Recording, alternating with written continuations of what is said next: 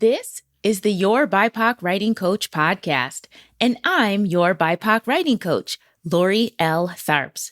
I'm a journalist and a former tenured college professor who moved to the south of Spain so I could live a global literary life. I'm also an award-winning author of both fiction and nonfiction who believes in the transformative power of a story well told. I created this podcast because I want to help as many BIPOC writers as possible get their stories out of their heads and into the world. Are you ready? Let's go. Welcome back to Season 6 of the podcast, where we are all about our How to Be a Famous Author era. Yes, all season long, we are talking about how to promote your work, build an author platform, and find the fans who will buy, read, and support your work forever.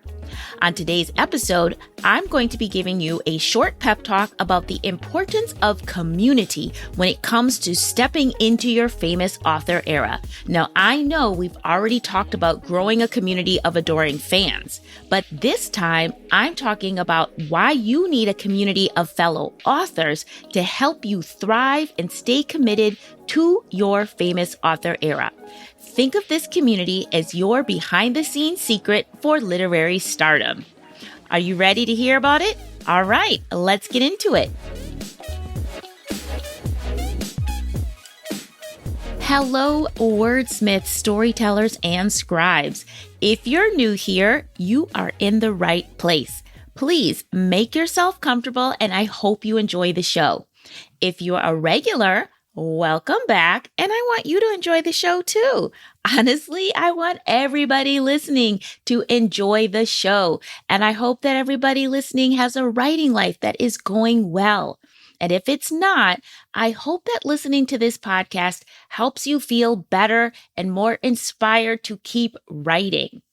All right, so the topic of today's pep talk is community as it relates to your famous author era. Now, I think it goes without saying that reaching a level of fame by yourself without friends or family or a solid community around you is less than optimal. You know that expression, it's lonely at the top? Well, it really is. And not only is it lonely to reach the height of your game alone, it's dangerous in different ways.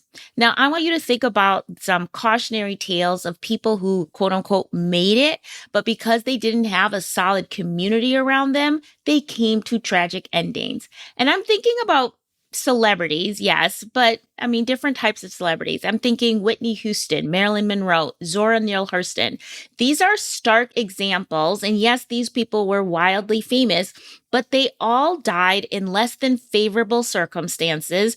And shrouding their deaths is this like constant murmuring, like, if only they had the right people around them, then they could have lived longer. They could have continued making their art. They could have died with dignity. Now, this is not a pep talk, obviously, to dwell on the unfortunate deaths of celebrities, but I just wanted to highlight the point that fame without community is fleeting, it's unsatisfying, and potentially can lead to the fame disappearing and you ending up with some kind of unhappy ending, if you will. Now, I know thinking about these things is probably not inspiring you, so let's get on to the good stuff. Let's get on to why you do want to have a community and what benefits they have to you achieving that famous author era, and not just achieving it, but staying in it. So I'm going to share 5 reasons why I think all authors need communities for their famous author era. Before I get into those 5 reasons, I just want to remind you that 2 previous guests this season, Robin Davis and Nadia Alexis, both debut authors, credited the communities they are in for helping them to not only write their books, but helped with promotion as well. Both of them belong to The Sanctuary, my community of writers for BIPOC women writers, but they also talked about other communities that they became involved in as they got into the promotion and launching of their books. You can go back and listen to those episodes if you want a reminder to the communities that they belong to. I'll link them in the show notes. So now let's get into the reasons why having community is necessary and beneficial when you are really trying to lean into your famous author era. And when I'm saying community, I'm saying communities of fellow authors, people who are doing the same thing you are doing. So reason number one, community is helpful, is love and support. On a purely emotional level, being in a community of fellow authors who understand the grind, who understand the loneliness, who understand the pain of rejection or events where only one person shows up, or the worst, a snarky 2-star review on Goodreads, is really crucial. Having some other people who can ride the ups and downs with you, who can support you through those ups and downs, that is really important and can make the difference between you giving up and you persevering. So again, reason number one is that straight love and support that any author is going to need to weather the positives and negatives in this process of getting your work out into the world. Reason number two is shared resources.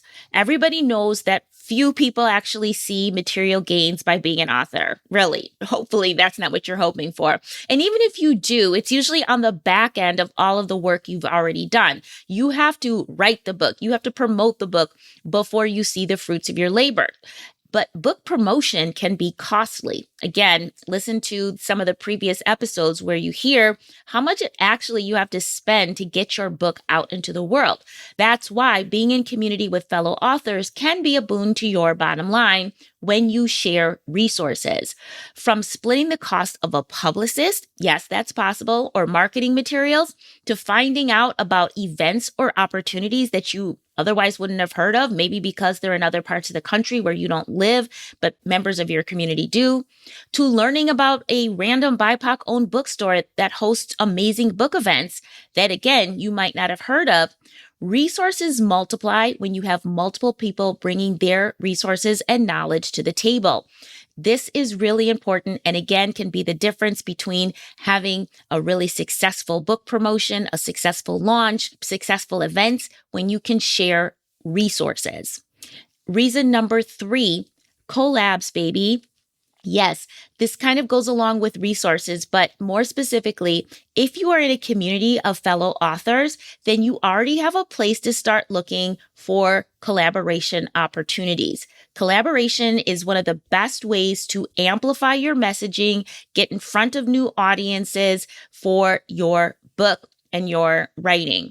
For example, let's say you're in a community with 6, 8, or 10 other authors. You all could join together and do a joint book tour, or maybe just a couple of you could do a joint tour together. Maybe you need a conversation partner for your own book tour. If you have fellow authors in your community you can turn to see who might be a good match for you. You can swap Substack posts to get in front of a new audience with your fellow authors in your community. You can go halvesies on the cost of renting a table at a book conference or a festival. The possibilities are endless for collaboration, and it's great when you don't have to just go out, on the internet searching for a random collaboration partner. Not to mention, if you're already in community together, the collaboration ideas are already being generated. So again, collabs are one of the best ways to amplify your messaging, to grow your audience. And if you're already in community with other authors, these opportunities are easy to put together. Number 4, there is power in numbers. When you're part of a community, there are endless opportunities, as we've already talked about, to share, to collaborate, and support one another. That's great.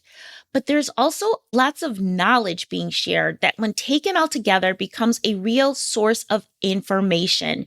Trends can be noted, contact lists can be generated, and most importantly, when you put all of this together, you have the power to actually make things happen. So if you guys as a community have been noting a trend, or you guys as a community have been combining all of the places you have done events or all of the bookstores that you've reached out to, you create resources for your community. As a community, you can make things happen because, again, there's power in numbers. For example, you as a community could host your own events. you as a community could create a website that features the work of all of the members. You as a community could incorporate and call your community organization and apply for grants for your members, for example. And most importantly, if the desire was there, as a community, you could create your own publishing company, whatever that might look like. And hear me out on this. I just want to go back in time. You know, I love to look at our literary ancestors as examples, but it's important that we do that because when we think things seem too impossible or that it would be too hard, all we need to do is look at our literary ancestors to see what they did, because trust and believe, whatever they were going through was harder than what we're going through right now in terms of access and possibility. So I want to share with you the story of the founding of Kitchen Table Women of Color Press. Kitchen Table Women of Color Press was the brainchild of a bunch of women of color, starting with Audre Lorde and Barbara Smith in 1980, who were just recognizing that things were bleak for Black women and other women of color, as well as women from the LGBTQ community. Of course, it wasn't called that back then, but you know what I'm saying, that it was very difficult for them to get their books published. They said in their kind of press release when they were announcing this press, they said, quote, "Women of color find ourselves in the position of having a completed manuscript and then facing the dilemma of having no real options as to where to submit it in order to get it produced. So they said, we'll do it our damn selves." Seriously. They started this press, Women of Color Press, because as a community, they were frustrated with the limited options they had. And so their goal was to, quote, "publish women of color with good intentioned hearts and strong minds," unquote. So that was in 1980 that they launched. By 1989, the press had released 8 books, and they had released 5 pamphlets as part of their Freedom Organizing Pamphlet series, which included works by Angela Davis and other famous feminist writers at the time. And they would take their books that they had published and they would go to concerts, book fairs, conferences to sell the books.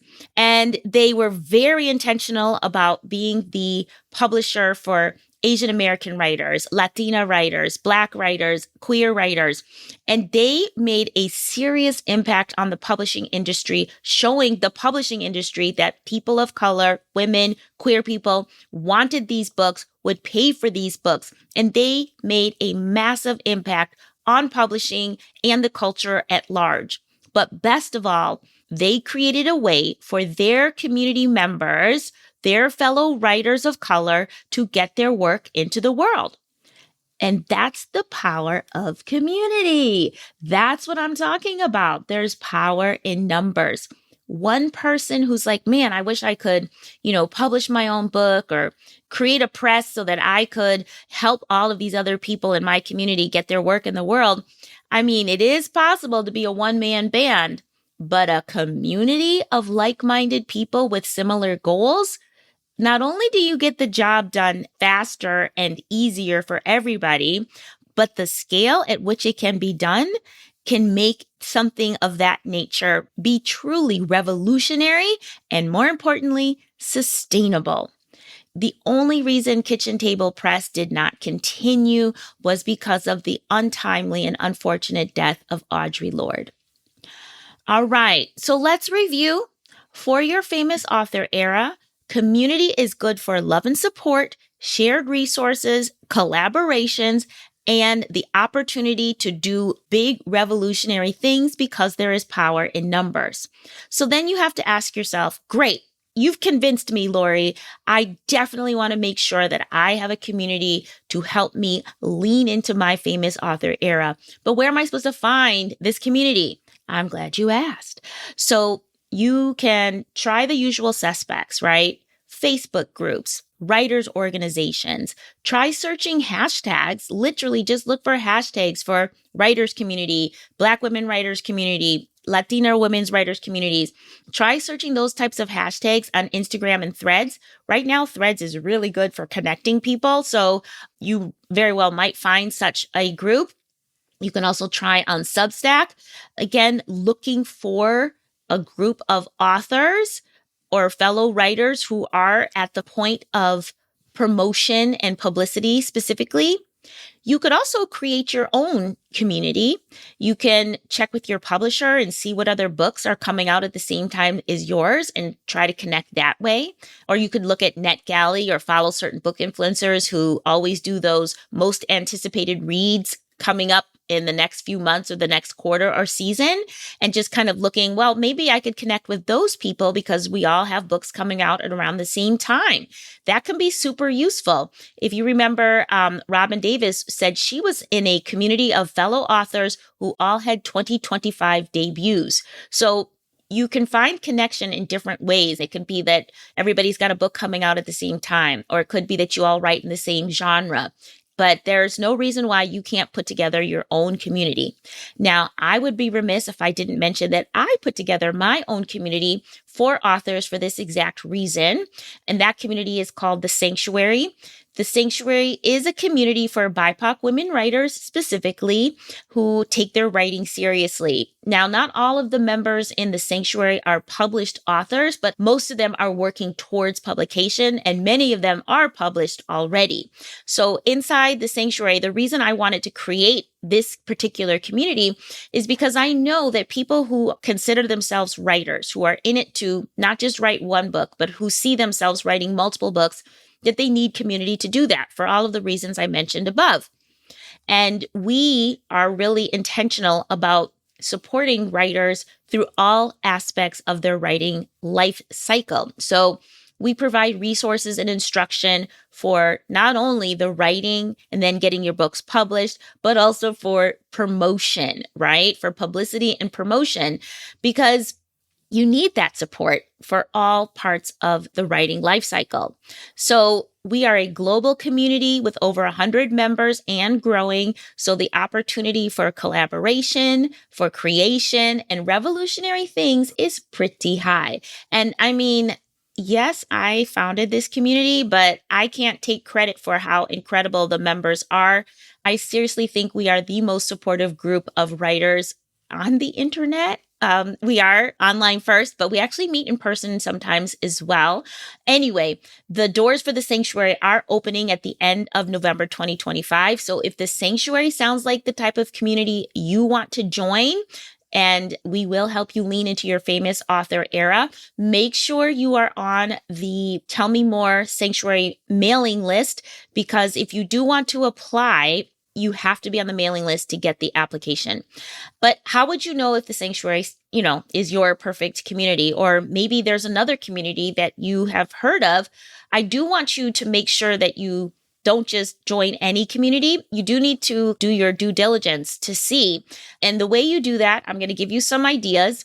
First and foremost, you need to get clear on what you're looking for in this community. Make a list of what you want, the ideal things that you hope to get out of the community, and what you think you need to achieve your goals in your famous author era. And once you have that list, you want to look at this community that you're considering and see if what the community offers aligns with your needs. The list you made, do they offer these things, or is it possible that you would get these things based on what that community offers? Ask also questions like, how do the other members feel about the community? What kind of commitment, if any, is on your part? Are there dues to pay? Are there expectations that you promote the other people in the community or put them on your blog or follow them on social media? If any of those things make you uncomfortable, don't do it. If the things are what you're looking for, go for it. Another thing that you should definitely do is check the leadership. If the person running the community is a mechanical engineer who hates writing, that's a red flag, honey. And I'm not joking. I've seen writing communities and author groups where the leadership have nothing to do with writing. They've never been published, but they fancy themselves a group leader or something. I'm not even sure why people would follow them. So make sure that the leadership of the community makes sense for your goals, okay? Another thing I've seen groups being led by people who have only done self-publishing, but they're helping people with traditional publishing. I'm not saying that's impossible, but again, you definitely want leadership where the person who is leading has some experience in the things you're looking for. So just definitely check that out as well. And then like I said before, check the financial commitment. Some communities are free 99, right? There's no money involved because everybody's kind of just working with each other. There's no overhead or anything like that. Some communities do have a fee attached to them. Running a community definitely costs money. So there'll probably be a price tag if it's an official community or organization. So make sure you have decided what you can afford to spend on your famous author era investments and see if it's worth it. But definitely, again, be clear from the beginning so you don't get taken advantage of, but also be aware that depending on what you're looking for, you might have to spend money. So make sure you have the financial part aligned with what you're looking for so that you're not thrown off by, that some people are going to charge you money for what you're looking for. And yeah, just be clear about that. Again, I've seen a lot of people trying to take advantage of writers who really want that support and help with their promotional activities, and people charging a lot of money, promising things that, again, we have to remember another reason why community is so good is that there's really no guarantee that anybody can make you a famous author. It's up to the work that you've created and whether it gets into the right hands. There's strategies, there are opportunities to take advantage of, but at the end of the day, this is something that you personally have to do and use smart strategies to do that's going to get your work seen. So be clear of anything or anyone that's charging a ridiculous amount of money, promising that they're going to get you on a bestseller list or promising you they're going to get you booked at every amazing bookstore across America. These aren't really promises anybody can do, even if you throw tons of money at it. And again, even if you throw tons of money at things, you still don't have guarantees that the right people are going to buy, read, and love your book. So just be mindful of that when it comes to money. Finally, most importantly, you got to ask, who all going to be there in the community? Check the membership if you can. Are these your kind of people?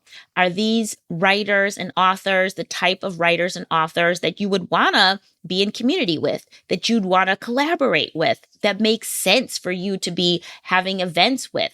If everyone in the group writes sci-fi and you write cozy romance, girl, you are not in the right place, okay?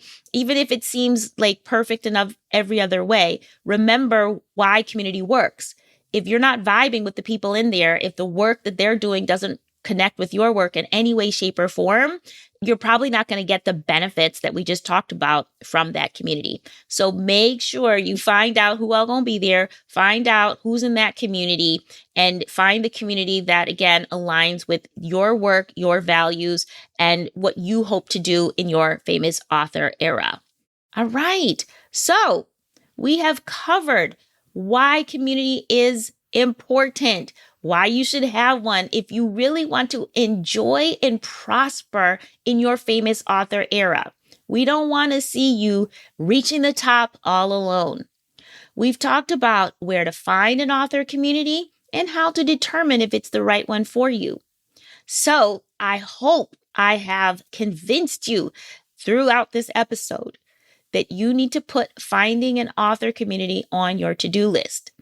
I hope you've realized that having an author community will not only help you emotionally and psychologically to stay motivated to keep promoting your work and to keep writing, but also that community just makes sense. It makes sense financially. It makes sense emotionally. It makes sense professionally because you're going to increase your opportunities. You're going to lessen your burdens, ultimately gain more readers and potentially more money from your writing life when you have a community around you.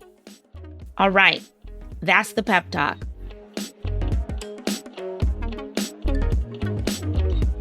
Thank you for listening to this episode of the Your BIPOC Writing Coach podcast. I hope you feel motivated and inspired to keep writing and to keep leaning into your famous author era. If you're looking for more creative writing inspiration and useful resources for your literary life, then be sure to check out the Read, Write, and Create website at readwriteandcreate.com. It is your one-stop shop for inspiration and information to optimize your literary life. And don't forget, we are going to open the doors to the sanctuary at the end of November 2025. In fact, if you're listening in real time, we're going to be opening the doors at the end of this week. So if you're thinking about applying, make sure you're on the Tell Me More waitlist, because that's the only way to get an application when the applications go live. The link to get on the Tell Me More list is in the show notes. And speaking of show notes, you can find the links for the sanctuary and all of our other resources at readwriteandcreate.com, all of our social media handles, and everything else that we create to help you optimize and enjoy your literary life. Now, if you want to help me optimize this podcast, remember there's 2 easy ways you can do that. You can drop a small monetary donation via the Buy Me a Coffee app linked in the show notes, or something that's absolutely free but helps a lot is to help me spread the word about this podcast. You probably know a BIPOC writer who needs a pep talk, who needs information and inspiration so that they keep writing. So please just share this podcast with anybody you know. Share it on your social media, tell them about it, put a sign up at your favorite coffee shop. I don't care. I just want more writers to know about the show so they can be inspired by the show and they can keep writing. Thank you. The Your BIPOC Writing Coach podcast is written and produced by me, Lori L. Tharps. Our editor is Brad Linder, and our theme music is by Wataboy. Until next week, scribes, keep writing. The world needs more BIPOC stories written by BIPOC storytellers just like you.